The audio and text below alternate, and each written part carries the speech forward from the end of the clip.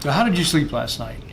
Did you go in, get ready for bed, lie down, and drift off to sleep between 5 and 15 minutes, and then stay asleep 7 to 9 hours, maybe waking up to go to the restroom or something for a minute or two, but not getting stuck awake, and then at 7 to 9 hours waking up, feeling fresh and rested, ready for your day, and then at 2 or 3 in the afternoon, all the energy you needed, not tired, not nodding yes as you drift off. Those are the signs that you're getting great sleep. Signs that you're not getting great sleep are that when you lay down, you fall asleep in less than 5 minutes. That's really not falling asleep, that's called passing out. Or if you wake up at night and you can't go back to sleep. Particularly if you go to sleep and then you wake up about 4 o'clock and you're wide awake and you can't go back to sleep. That's a sign something really important is going on. Or you choke at night and wake up short of breath with your heart racing. That's a really important sign you could have a problem like sleep apnea. And I always tell my patients, how do you feel when you wake up? If you feel fresh and rested, great. If you feel like you need coffee or you just need to go back to sleep, there's a problem that needs to be addressed.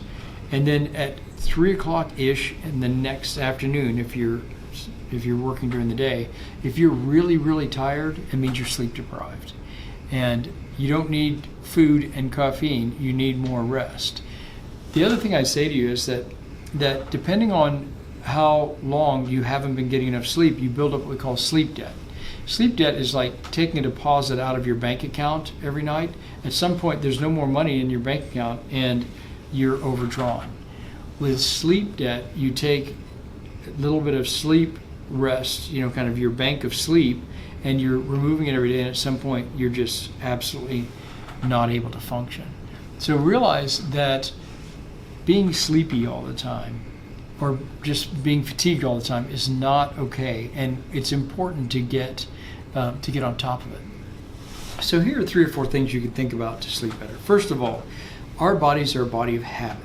So if you can go to bed and or get up within 15 to 30 minutes of the same time most nights, that will really help you. Secondly, realize that stimulation and stimulants, to be really stimulated and go in and try to go to sleep, obviously not a good idea. So you want good sleep hygiene, which means you want a good set of habits around sleep so that it helps you sleep well. For instance, let's say that you're going to go to bed. They call me 10 o'clock Scott. I used to go to bed some nights at 9:30 and some nights at 12. But I was just tired all the time. I got really fat, gained a lot of weight, and I didn't feel good. And I realized that until I was sleeping okay, I was never going to lose weight, because sleep-deprived people don't lose weight. They eat when they feel tired, and or they get confused about, are they hungry or are they tired, and so they end up eating when they thought they were hungry, but they really weren't. And so it's important to realize it's going to be hard to lose weight if you're not getting adequate sleep. So what do? Try to go in, establish a set of habits like turn the lights down, cool the room down, go in the bathroom, take your time, brush your teeth, take long, slow, deep breaths while you brush your teeth. For me, take my contacts out. And then if you wash your face or do whatever you're going to do, your ritual, just let the tension go from your body. Then when you go in and you go to bed, beds are for sleeping. They're not for laying in and watching TV and playing video games or playing on your phone. Beds are for sleeping. And so don't go sit in bed and do things that are stimulating, particularly not, like play on your phone and watch TV. And when you go in, lay down. A lot of people like to play like a meditation tape. Like a good friend of mine has this app called Calm, and they'll play a recording of one of their favorite sexy men reading a bedtime story. And just being able to focus your mind on the voice, that will actually let you drift off into sleep. And 5 to 15 minutes is how long a person who's getting enough sleep will stay awake when they lay down. And then realize that all of us wake up all night long. our bodies are programmed so that as we go to different layers of sleep, and then we go through dream sleep, and then different layers down to deep sleep and back up to dream sleep, we wake up. We wake up for a couple seconds to maybe a minute. That's normal. So don't worry about it. If you wake up 20 times a night for 30 seconds and go back to sleep, you're still normal and you're having a normal night's sleep. So don't worry about that. It's really more about how you feel during the day when you're awake, and do you feel fresh and rested. So there's lots of great apps out there now, the Calm app, the Insight Timer, meditation apps to get these stories that you can listen to help you fall asleep, or to meditate. If you wake up at night and your mind's racing, you can go and think about something else, and by thinking about something else, your own thoughts will calm down and it'll let you drift off into sleep.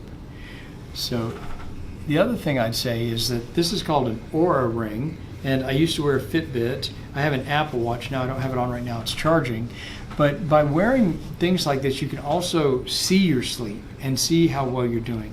And it is the darndest thing. I literally am a family doctor who got trained in sleep and ran sleep labs, built sleep labs for a while. I used to interpret hundreds of sleep studies. And I got really clear that you don't know how you sleep. Like, I would have people go through the sleep lab. They put all that gear on. They lay down. They'd come in to see me for a follow-up visit and say, I didn't sleep 1 minute. And I'm looking at their paper, and it showed me they slept 6.5 hours that night.